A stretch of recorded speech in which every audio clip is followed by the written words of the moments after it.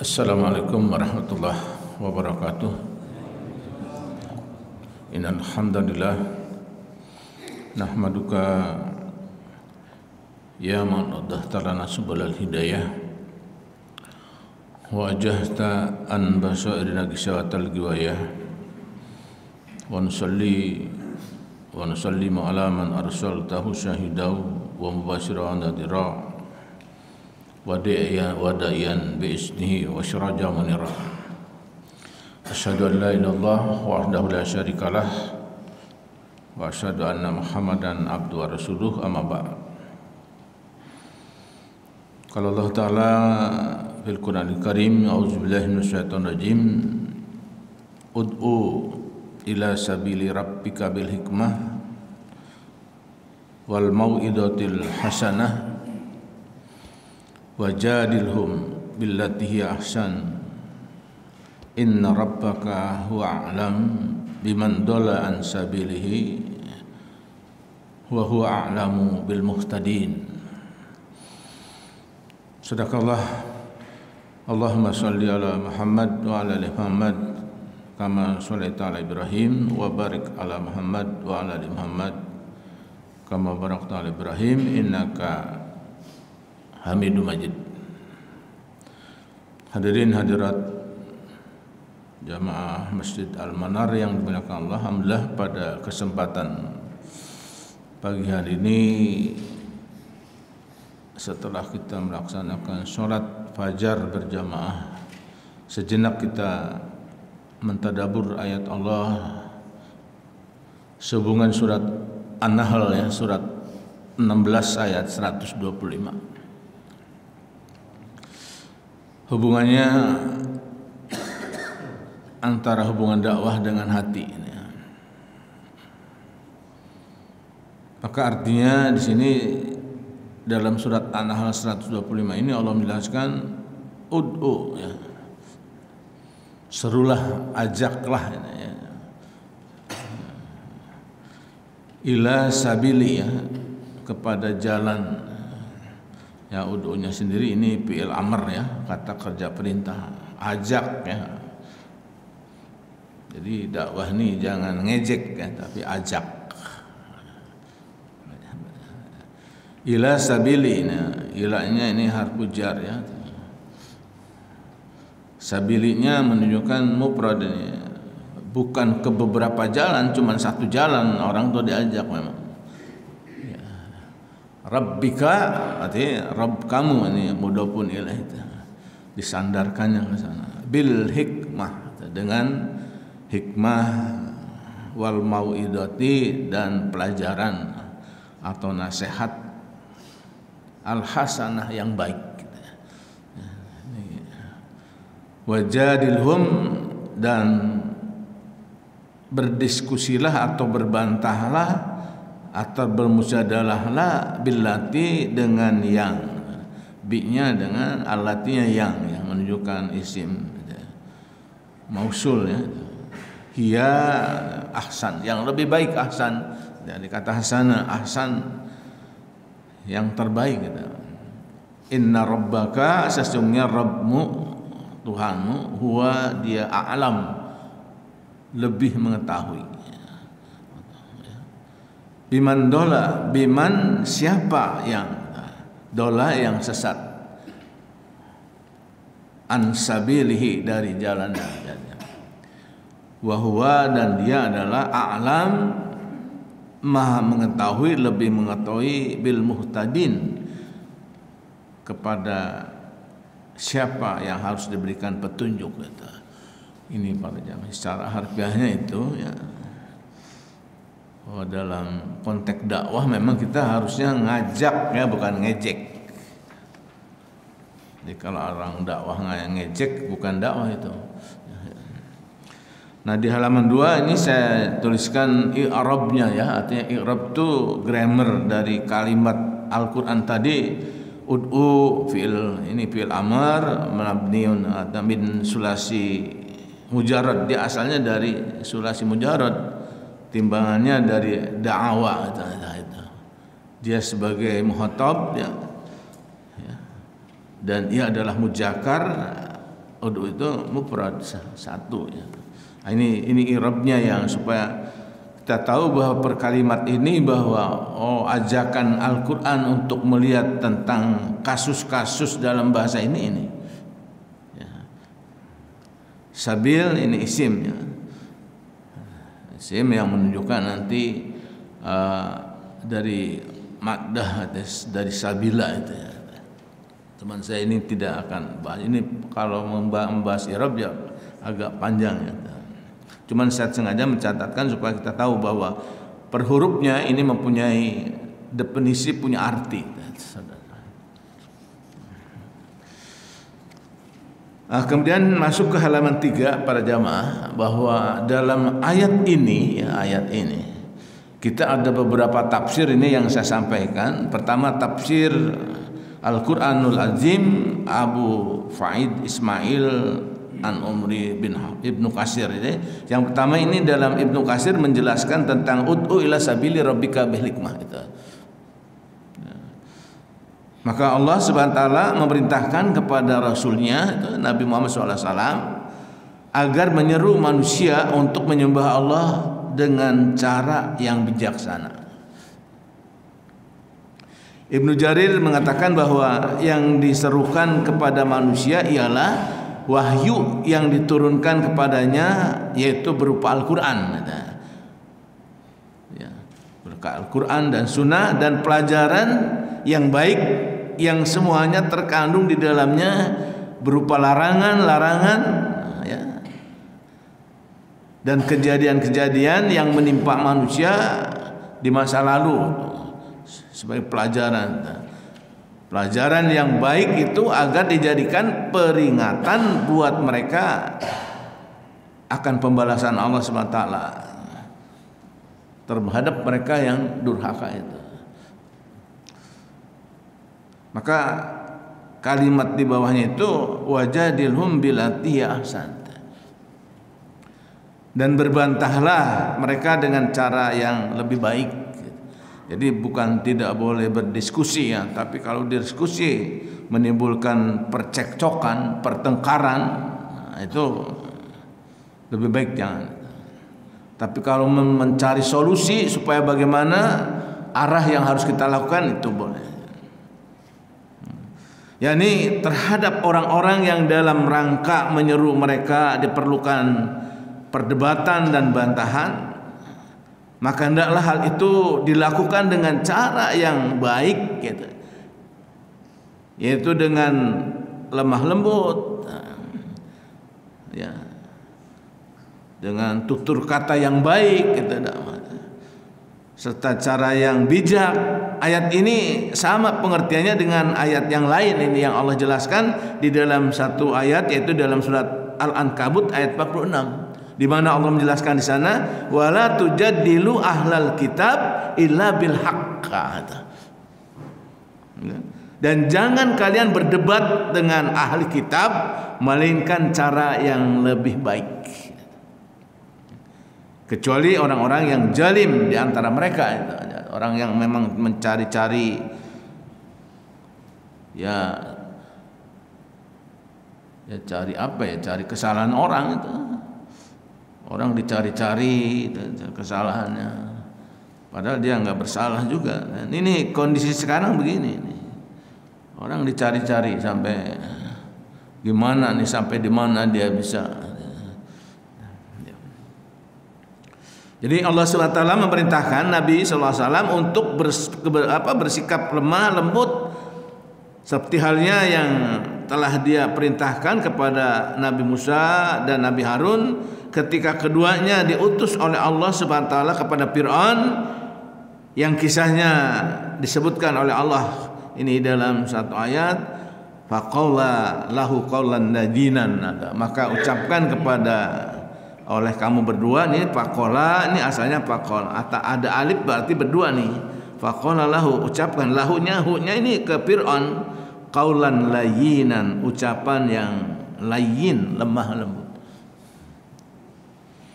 Jadi Musa dan Harun disuruh kepada Fir'aun aja yang zalim itu dengan qaulan layyinan, Supaya apa? La'allahu yatadzakkaru, supaya dia ingat.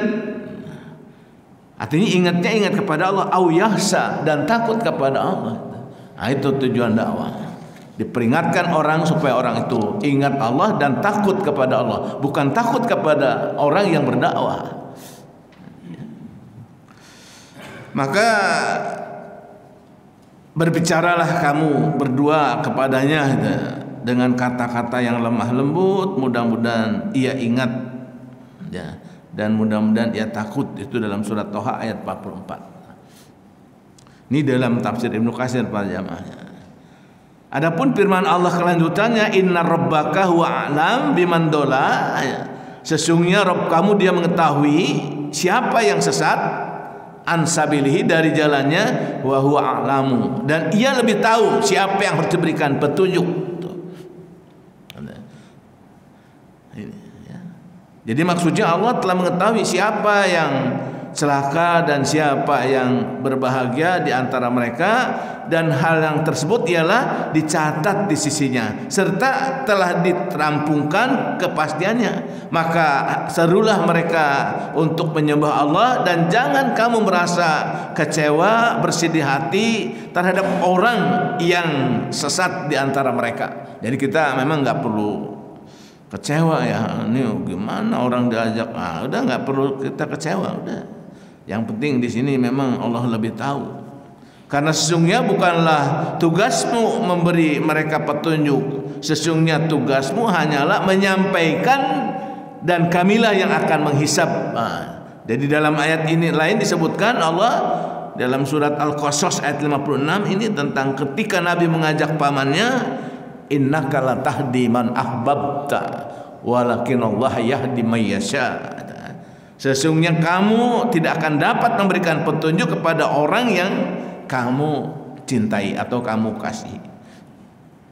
Nah, jadi laisa alaka hudahum. Jadi bukan kewajiban kamu menjadikan mereka mendapat petunjuk. Ini dalam surat Al-Baqarah ayat 272. Kewajiban kita memang mendakwahi, mengajak supaya dia takut kepada Allah, supaya dia ingat kepada Allah itu. Ini para jamaah. Ya. Ini dalam tafsir Ibnu Katsir ya.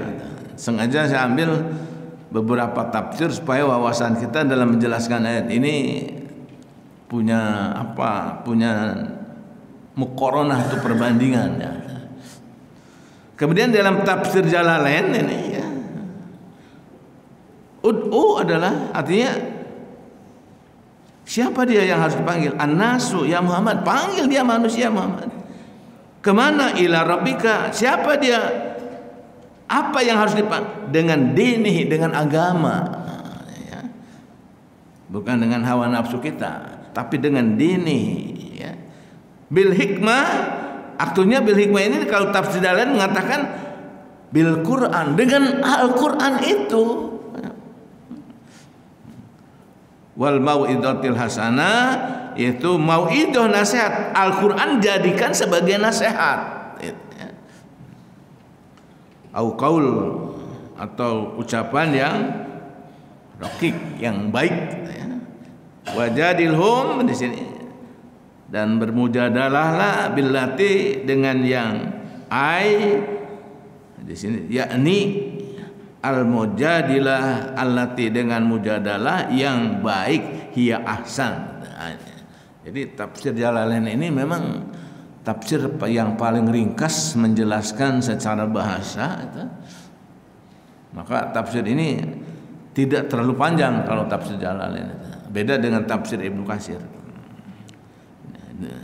Nah, itu kesimpulannya itu Pak, bahwa dalam tafsir Jalalain itu memang sangat ringkas, dan memang di antara tafsir yang paling ringkas dari seluruh tafsir ya tafsir Jalalain.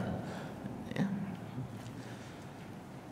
Baik, di halaman 5 ini, jadi artinya yang saya tuliskan terjemahan Jalalain ini, serulah manusia hai Muhammad kepada jalan Rabbmu, yakni agamanya, ya dinihi, dengan hikmah, dengan Al-Quran, dan dengan pelajaran yang baik,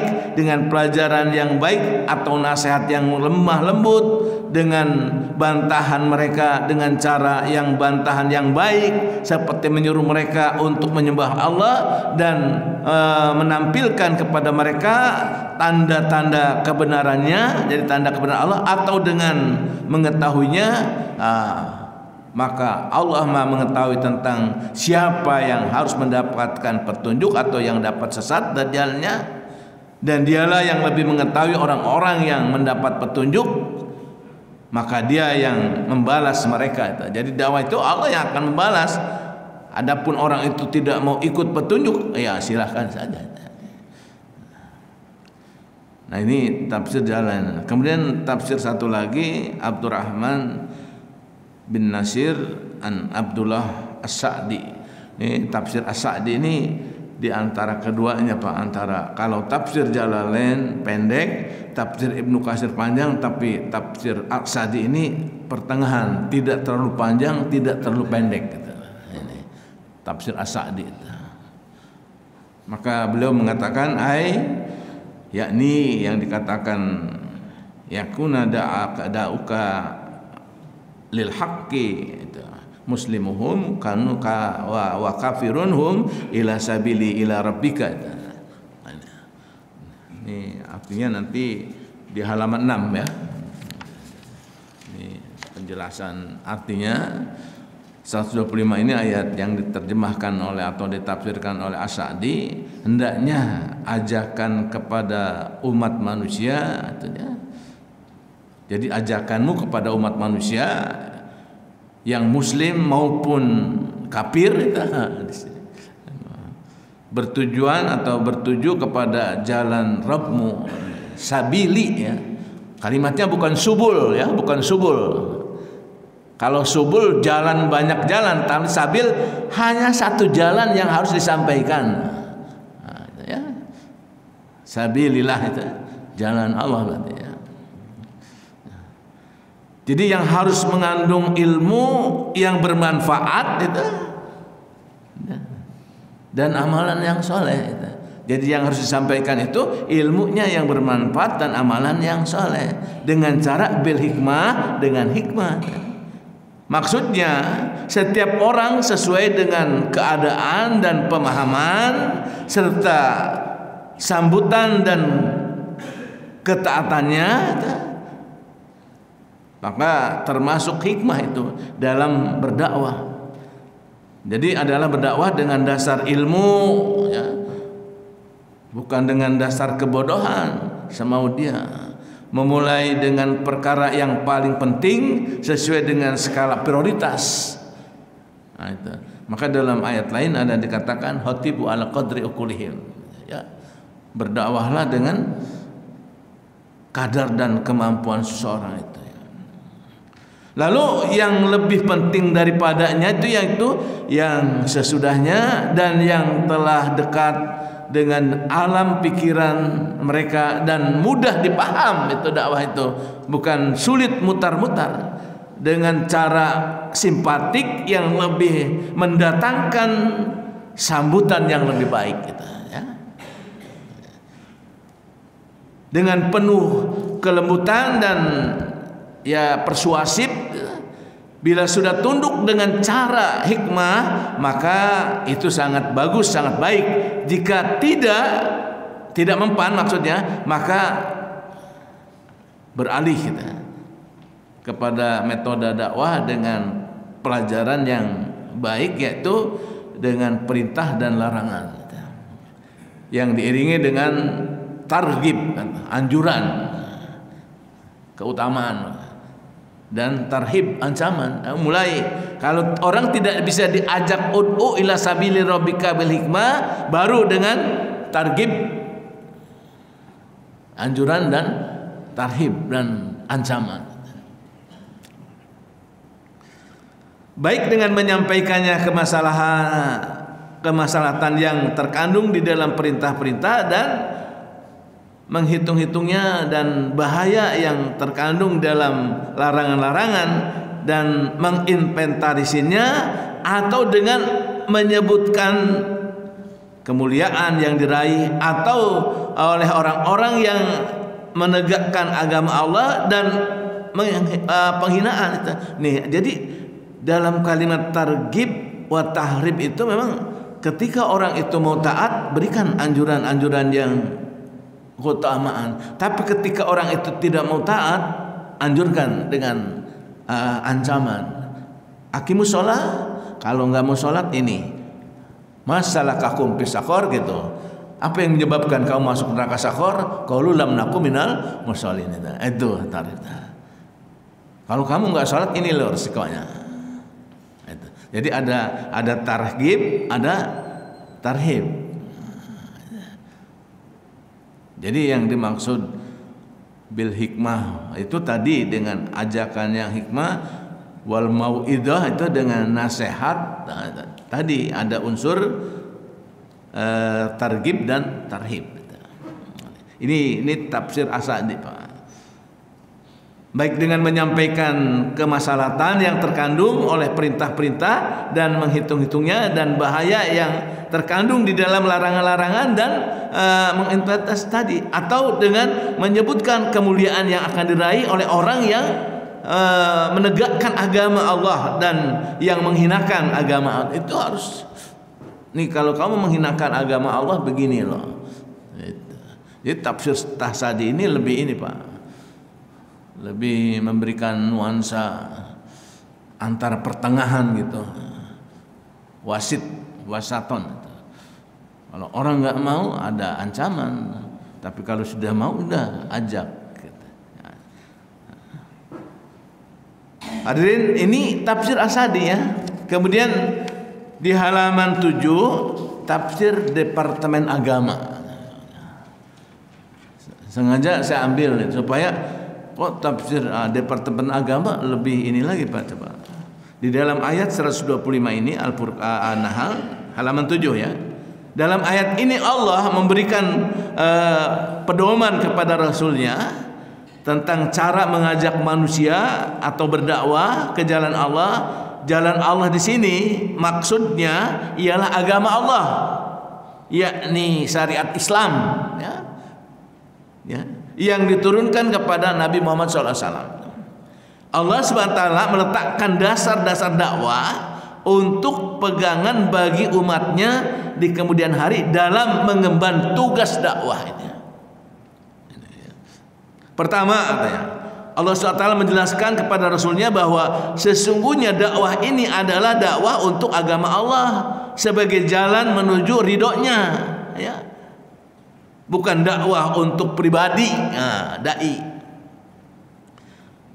yang berdakwah tadi, ataupun bukan untukkan golongannya, ya, dan kaumnya. Bukan, dakwah ini ya tadi untuk agama Allah. Kalau hanya untuk sekte golongan, nanti ada, saya baca dalam satu hadis itu riwayat Abu Dawud, agak keras juga hadis itu. Laisa minna man da'a ila asobiyah. Bukan dari golongan kami yang menyeru kepada asobiyah. Wa laisa minna man qatala ala asobiyah. Dan bukan dari golongan kami yang berjuang di atas memperjuangkan asobiyah. Walaysa minna man mata ala asobiyah, dan bukan dari golongan kami yang mati di atas memperjuangkan asobiyah. Itu dalam hadis Abu Daud tentang dakwah itu, Pak. Nah, oleh karena itu Rasul sallallahu alaihi wasallam diperintahkan untuk membawa manusia itu ke jalan Allah dan untuk agama Allah semata. Ya. Yang kedua, Allah menjelaskan kepada Rasulnya agar berdakwah dengan hikmah. Hikmah itu adalah mengandung beberapa arti. Departemen Agama, karena ya para mufasir ini di Departemen Agama banyak juga yang menyeleksi ke Al-Quran. Pengetahuan tentang rahasia dan faedah segala sesuatu, dengan pengetahuan itu sesuatu dapat diyakini keberadaannya. Itu yang dimaksud hikmah. Yang kedua, perkataan yang tepat dan benar, atau hikmah itu. Jadi perkataan yang tepat dan benar, hikmah itu ya. Yang menjadi dalil argumen untuk menjelaskan mana yang hak dan mana yang batil atau mana yang subhat. Nah ini. Ya. Itu para jamaah. Ya. Nah, yang ketiga mengetahui hukum-hukum Al-Quran ketika dakwah itu. Yaitu paham Al-Quran, paham agama, takut kepada Allah, serta benar perkataan dan perbuatannya. Itulah orang berdakwah. Antara perbuatan dan perkataannya benar.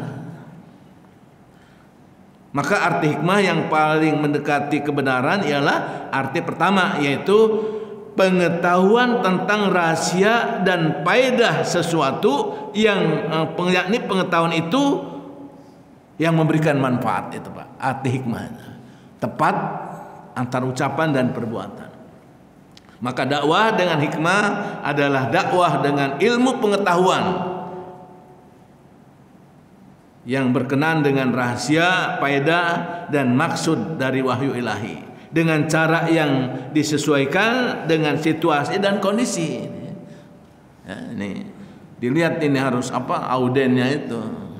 Nggak boleh mendakwah menyampaikan orang belum paham langsung agar mudah dipahami umat itu dakwah itu. Kalau dakwah nggak dipahami buat apa? Kemudian di halaman 8 yang ketiga kata dalam tafsir agama ini Allah menjelaskan kepada Rasulnya agar dakwah itu dijelaskan dengan pengajaran yang baik, lemah lembut dan menyejukkan sehingga dapat diterima dengan baik. Tidak patut jika pengajaran dan pengajian selalu menimbulkan rasa gelisah, ya, cemas dan ketakutan dalam jiwa manusia. Orang yang melakukan perbuatan dosa karena kebodohan atau ketidaktahuan tidak wajar jika kesalahannya itu dipaparkan secara terbuka di hadapan orang lain sehingga menyakitkan hatinya. Jadi dakwah itu ada etika juga, nggak boleh orang lain dipaparkan, nggak boleh. Di Quran saja pas saya baca itu Abu Jahal kan jahatnya bukan kepala, kalimat cuman tabat yada Abi Lahab, celakalah kedua tangan Abi Lahab, tidak dipaparkan secara tidak, nanti di sejarah ada. Nah, ini sengaja saya ambil ayat ini Pak karena saya lihat di Al-Manar ini banyak pendakwah itu. Banyak waktu saya lihat ya. Jadi saya penting menyampaikan supaya nanti dakwah itu memang dakwah ilal Islam, ila sabili, kepada jalan Allah. Ya. Maka untuk menghindari kebosanan dalam pengajian, Rasul SAW menyisipkan dan mengolah bahan pengajian yang menyenangkan dengan bahan yang menimbulkan rasa takut juga. Dengan demikian tidak terjadi kebosanan yang disebabkan uraian pengajian yang berisi perintah dan larangan tanpa memberikan bahan pengajian yang melapangkan dada dan yang merangsang hati untuk melakukan ketaatan dan menjauhi larangan. Jadi diberikan antara ya rangsangan untuk mampu orang itu melakukan dan rangsangan kalau dia tidak mau melakukan. Keempat, Allah menjelaskan bahwa bila menjadi perdebatan dengan kaum yang musyrikin dengan ahli kitab, hendaklah Rasul membantah mereka dengan citra yang baik. Maka saya baca dalam satu hadis tentang di dalam pembukaan tafsir Ibnu Katsir itu, kalau kamu bertemu dengan ahli kitab menceritakan tentang persoalan masa lalu, kamu jangan bantah, dengarkan, tapi kamu juga jangan taati.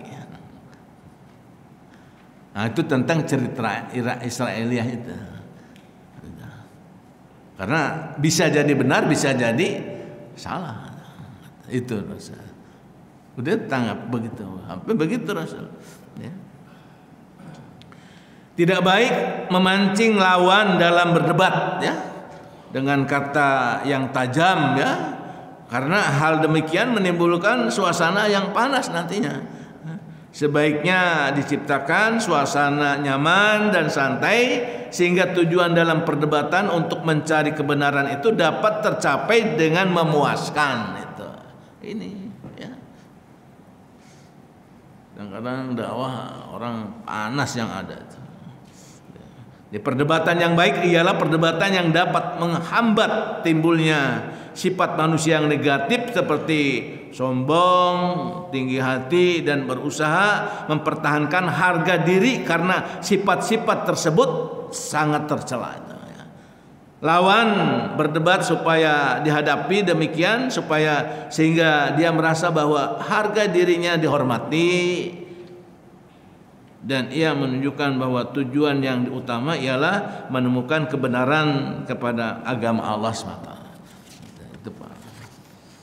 Yang kelima di halaman 9 ya. Akhir dari segala usaha dan perjuangan itu adalah iman kepada Allah. Iman kepada Allah SWT karena hanya dialah yang menganugerahkan iman kepada jiwa manusia. Bukan orang lain ataupun dai itu sendiri, tidak ya. Dialah Tuhan yang maha mengetahui siapa di antara hambanya yang tidak dapat mempertahankan fitrah imaniyahnya kepada Allah Subhanahu wa taala dari pengaruh-pengaruh yang menyesatkan hingga dia menjadi sesat, dan siapa yang di antara hambanya yang fitrah imaniyahnya yang terpelihara sehingga dia terbuka menerima petunjuk atau hidayah dari Allah. Contohnya Abu Thalib itu.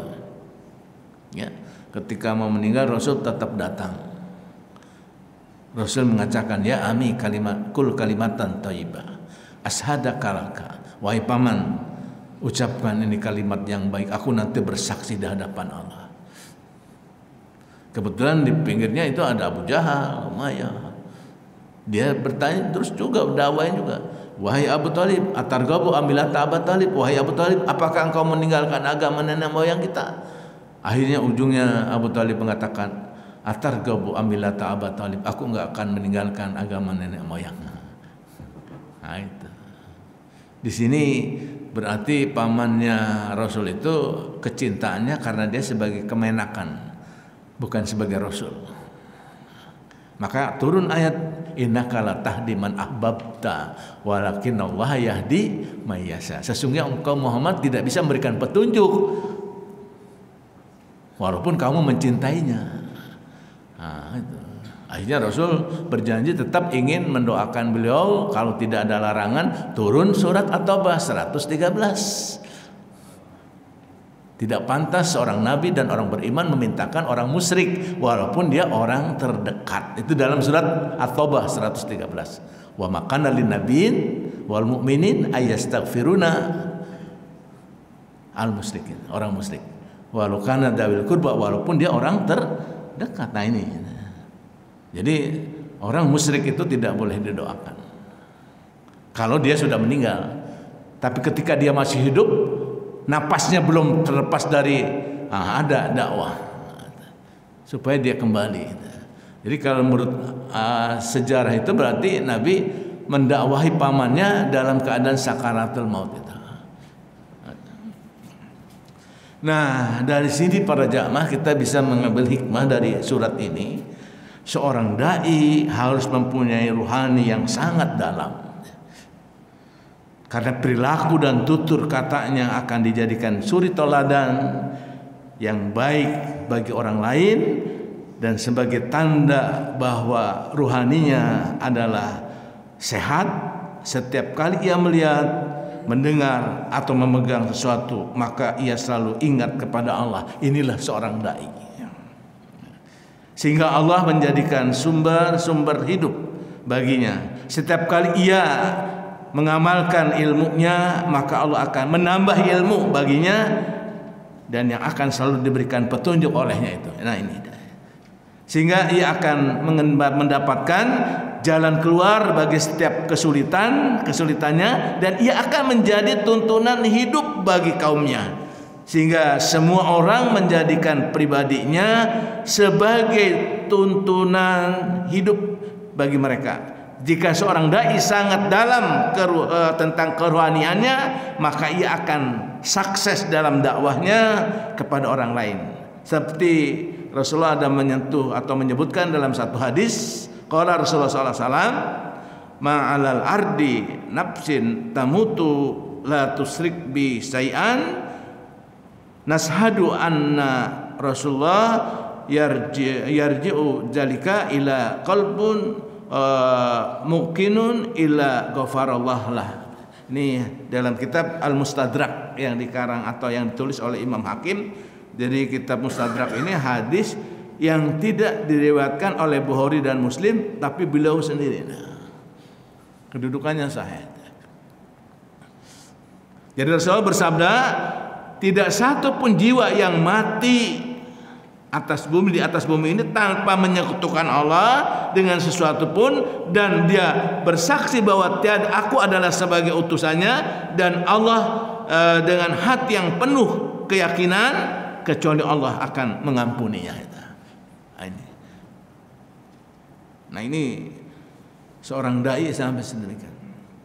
Maka pertama, kedalaman ruhani seorang dai harus memiliki kedalaman ruhani yang kuat dan berarti memiliki hubungan yang mendalam dengan Allah, ya, dan berusaha untuk selalu memperdalam pengetahuan dan keimanan mereka. Jadi seorang dai bukan pasif itu. Terus ya, menggali. Yang kedua, teladan yang baik. Seorang dai diharapkan menjadi teladan yang baik bagi orang lain. Ini. Tindakan dan perkataannya di halaman 10 harus mencerminkan nilai-nilai Islam, gitu ya, sehingga orang lain dapat mengambil contoh darinya. Ini. Yang ketiga, ingat kepada Allah. Seorang dai diharapkan untuk selalu ingat kepada Allah dalam setiap aspek kehidupannya. Hal ini mencakup tindakan sehari-hari seperti melihat, mendengar, atau memegang sesuatu, agar semua yang mereka lakukan menjadi bentuk ibadah. Jadi ada patron. Yang keempat, pertumbuhan ilmu. Seorang dai yang berusaha untuk menyebarkan ilmu Islam, ia juga diharapkan untuk terus meningkatkan pengetahuannya, ya. Ketika mereka mengamalkan ilmu yang mereka miliki, Allah lah yang akan berikan mereka lebih banyak ilmu dan petunjuk. Jadi saya bisa nulis begini, Pak, bukan, tapi ya kita rajin, Allah berikan, ada Allah memberikan kemudahan. Gimana ya Allah nih, saya berpikir gimana untuk supaya bisa, ya ada itu nilai-nilai itu.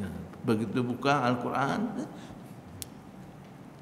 Yang kelima, tuntunan hidup seorang dai yang memiliki kedalaman rohani akan menjadi tuntunan hidup bagi kaumnya.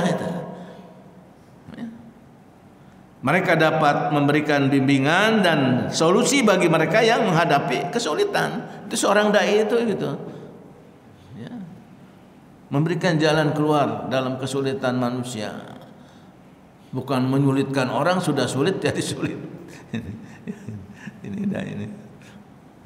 Nah, makanya saya ingin memberikan gini, Pak. Ya, saya ada satu baca, ada ulama dari Madinah itu, dia menjelaskan kepada umat yang kita bawa itu, di set up lah di sini, di otaknya itu kebiasaan supaya jangan rasa pesimis timbul. Nah, seperti kita udah umur gitu ya. Ketika diajarkan, wah saya udah tua, sulit. Itu hilangkan itu. Hilangkan. Kalau itu masih ada di otak kita, selamanya bakal sulit. Tapi kalau dia mengucapkan insya Allah, Allah akan memudahkan, insya Allah mudah. Gitu, Pak. Mau belajar apapun jangan ada, wah saya udah lama nih belajar gini nggak bisa.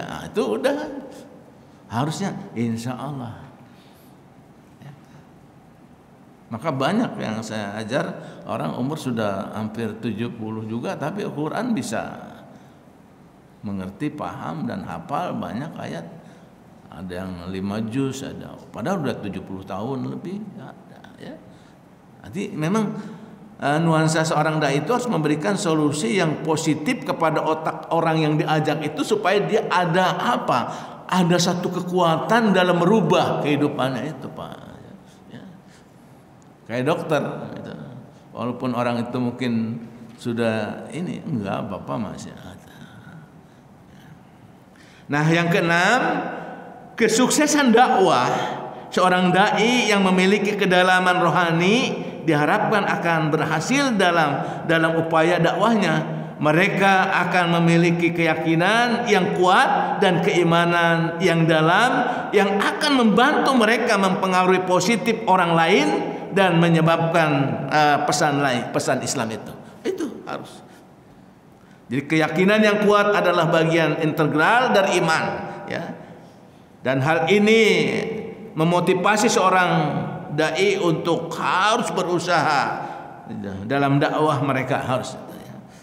Arti keyakinan adalah kesiapan pikiran seseorang untuk menerima bukti-bukti kebenaran sehingga ia mengisi otaknya dengan berpikir dan mencari ilham. Yang dimaksud ialah ia akan mengisi perilakunya dengan berbagai macam amal yang soleh dan ibadah sehingga harinya menjadi cemerlang yang terang setiap kali ia melihat kebenaran yang datangnya dari Allah itu.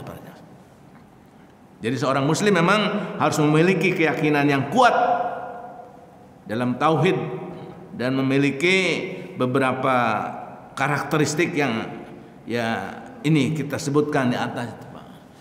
Kalau enggak kita nanti jadi orang Islam yang jumud itu. Jumud. Udahlah saya udah. Jangan ada kepuasan kalau udah urusan akhirat itu, jangan ada kepuasan. Haus itu. Jadi ketidaktakutan terhadap siapapun selain Allah, dai itu harus demikian. Seorang yang memiliki keyakinan yang kuat dalam tauhid tidak takut kepada makhluk lain karena mereka tahu bahwa semua keputusan dan kejadian ada dalam ridha Allah, ya, dalam kendala Allah. Ya. Mereka percaya bahwa hanya Allah yang memiliki kekuasaan mutlak untuk mengatur nasib dan kehidupan mereka. Jadi seorang dai jangan putus harapan dengan kondisi dan keadaan. Harus punya sikap ya positif thinking kepada Allah. Kemudian di halaman 11-nya yang kedua, tidak bergantung kepada siapapun selain kepada Allah. Keyakinan dalam tauhid mengajarkan kepada seorang muslim untuk tidak bergantung kepada manusia ataupun benda mati lainnya. Mereka menyadari bahwa semua yang ada dalam dunia ini adalah ciptaan Allah darinya dan satu-satunya yang layak untuk diibadahi adalah hanya Allah. Menyadari, yang ketiga, menyadari sesuatu datang dari Allah. Seorang yang memiliki keyakinan dalam tauhid mengakui bahwa baik bentuknya takdir, rezeki atau kejadian dalam hidup mereka adalah hasil dari kehendak Allah. Oleh karena itu mereka bersyukur dalam segala keadaan, dalam segala kondisi, dan bersabar dalam menghadapi ujian hidup itu. Orang soalnya. Jadi keyakinan dalam tauhid adalah salah satu pilar, ya, fundamen dalam Islam.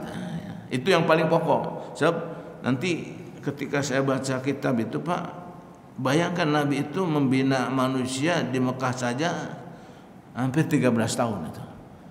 Yang diajarkan cuman syahadat. 13 tahun. Terus baru 10 tahun di Madinah aplikasi dari pengajaran. Maka kalau kita sekarang ini orang ya memang harus diajak ke sana tuh, bersyahadat yang benar nanti satu saat. Mungkin satu saat saya akan kaji tentang ahamiyah syahadah itu, bagaimana memahami syahadat yang benar itu harus. Sebab Nabi itu 13 tahun mengajarkan tentang syahadat sampai Umar yang tadinya jahiliyah menjadi Islam. Banyak. Nah, itu keberhasilan dakwah Nabi. 23 tahun bisa menjadikan manusia jahiliyah menjadi tauhidiyah itu. Nah inilah bahwa tauhid itu megang peranan penting ya dalam kehidupan kita. Seorang yang mempunyai keyakinan penuh kepada Allah dalam segala sesuatunya, maka ia tidak akan takut kepada kematian. Bahkan mati dalam dalam kematian, dalam keadaan senang, ia akan hidup kekal abadi di akhirat. Bahkan ia selalu mendambakan atau rindu datangnya kematian bagi dirinya, karena ia ingin secepatnya mendapat kesenangan di akhirat, seperti yang disebutkan dalam hadis tadi, keyakinan itu. Tapi sebaik-baik umat adalah sekelompok orang yang bergembira ketika mendapatkan rahmat Allah dari Allah, dan ia menangis di kala malam harinya ketika ia merasa takut kepada Allah atau akan siksa Tuhannya. Hati mereka di dunia, tetapi rohani mereka di akhirat. Nah, ini jadi dai wawasannya itu, Pak. Dia menangis takut dengan siksa Allah, memang hatinya ada, tapi rohaninya ada di sana. Pemahaman yang mencerminkan ajaran dan nilai-nilai Islam yang menekankan pentingnya iman, kepercayaan dan pengabdian kepada Allah itu. Ya, sebaik-baik umat adalah mereka yang bersyukur ketika mendapatkan rahmat Allah, namun juga merasa takut akan konsekuensi dosa-dosa yang mereka di hadapan Allah. Ini menunjukkan perpaduan antara rasa syukur dan rasa takut kepada Allah yang merupakan aspek-aspek penting dalam iman Islam. Ada rasa syukur, tapi ada juga khawatir kita. Dalam Islam, keyakinan pada hari kematian dan akhirat adalah salah satu aspek inti dari keimanan. Orang yang memiliki keyakinan kuat dalam kehidupan akhirat berusaha untuk hidup sesuai dengan ajaran agama, menjalankan perintah Allah dan menjauhi larangannya. Mereka berharap tunduk memperoleh untuk memperoleh surga dan mendapatkan kebahagiaan yang kekal di sisi Allah. Kemudian di halaman 12-nya, selain itu Islam juga mengajarkan bahwa kematian adalah bagian alamiah. Nah, itu. Jadi kita jangan takut itu dari kehidupan manusia, sudah alamiah orang. Tapi tadi ya harus diisi dengan amal-amal saleh. Dan itu adalah peristiwa yang pasti datang gitu ya. Oleh karena itu seorang muslim dianjurkan untuk selalu bersiap menghadapi kematian dengan amal soleh dan keyakinan yang kokoh kepada Allah. Persiapkan. Jadi hendaknya setiap hari harus mempunyai satu keyakinan penuh kepada Allah, sehingga ia memandang sama dengan antara kesenangan dunia dan akhirat. Ia tidak merasa puas dengan kehidupan dunia dan tidak ingin lama hidup di dunia ini kalau tidak memikirkan tugasnya, dakwahnya. Ketika berdakwah, mengajak manusia ke jalan yang baik, para dai yang mempunyai sifat seperti yang ini, maka merekalah yang dikatakan pewaris Nabi. Karena Nabi mewariskan ilmu, bukan dinar. Jadi dia tidak takut mati memang. Ya. Malah dengan dakwahnya ini dia kenapa tetap, karena tugas dakwah itulah yang mulia. Maka banyak para dai itu yang kadang-kadang dipanjangkan umurnya. Dulu saya ingat Pak Nasir itu, Masya Allah, sampai ke pelosok saya ikuti juga. Karena saya setiap hari Selasa ikut juga pelajarannya dulu tuh.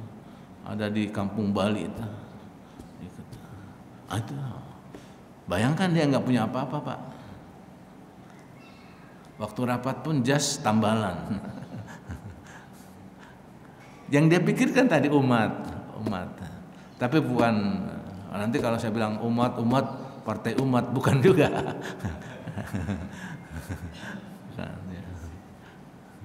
Itu. Nah, dari sekian yang saya sampaikan, ada kesimpulannya mengenai diri sendiri ya. Keimanan bisa membantu seseorang untuk mengenali diri sendiri dengan lebih baik, yaitu dengan keimanan. Dengan memahami nilai-nilai, prinsip dan keyakinan dan mendasari kehidupannya, seseorang dapat lebih memahami siapa dirinya dan bagaimana mereka berinteraksi dengan dunia di sekitarnya ini. Ya. Yang kedua, kedalaman jati diri. Keimanan seringkali memerlukan refleksi yang mendalam tentang nilai-nilai dan tujuan hidup. Ini bisa membantu seseorang menjelajahi kedalaman jati dirinya, mencari makna hidup yang menemukan tujuan yang lebih besar dalam hidup mereka. Yang ketiga, tujuan penciptaan alam semesta. Banyak agama dan keyakinan yang memilih pandangan tentang tujuan penciptaan alam semesta. Dalam konteks ini, keimanan dapat membantu seseorang untuk menjawab pertanyaan filosofi tentang mengapa kita ada di dunia ini dan apa tujuan kita dihidupkan dunia itu. Maka yang keempat, mengenali realitas yang lebih dalam itu.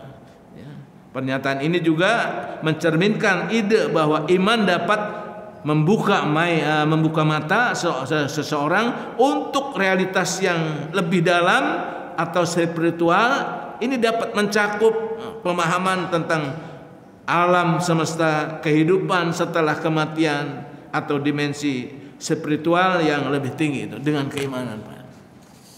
Dan yang kelima, memahami semua entitas dari kepada dimensinya. Keimanan bisa menjadi jalan untuk memahami berbagai aspek kehidupan dan eksistitasinya dari perspektif yang lebih lama, yang lebih luas. Ini termasuk pemahaman tentang moralitas, etika, hubungan dengan antar manusia dan interaksi dengan alam semesta ini. Nah, ini Pak, jadi mudah-mudahan ya, dari satu ayat memang saya nggak banyak ini mengkompromikan dengan beberapa tafsir yang ditulis oleh Ibnu Katsir, yang ditulis oleh Jalalain, yang ditulis oleh As-Sa'di dan Departemen Agama. Jadi pada kesimpulannya, hubungan dakwah dengan hati sangat-sangat harus diperhatikan. Bukan sekedar ngomong, tapi memang hati yang harus jadi panduan. Hati ini ketika berdakwah bukan untuk riya, bukan untuk ujub dan sebagainya, tapi memang ud'u ila sabili rabbika bil hikmah wal mau'izatil hasanah wajadilhum billati hiya ahsan. Jadi mudah-mudahan satu ayat ya, tapi saya kembangkan ini bisa bermanfaat buat kita semua, sehingga kita ya mungkin kan kita semua dai juga Pak, di rumah pasti ngedawain istri anak kan gitu, keluar kadang-kadang ada teman kan dakwah juga. Maka dakwah itu bukan hanya tugas para ustadz, setiap manusia, wal takum minkum, setiap kamu adalah pendakwah. Maka dalam tafsir Al-Manar, min di sini adalah bukan min ba'diyah katanya, tapi min bayaniyah. Setiap kamu harus dakwah, cuman sesuai dengan jobnya masing-masing. Nah, di mana dia? Ya kalau pedagang dakwah dengan cara dagangnya itu. Begitu sampai pengertian dalam tafsir Al-Manar itu, min ini bukan min ba'diyah tapi min bayaniyah.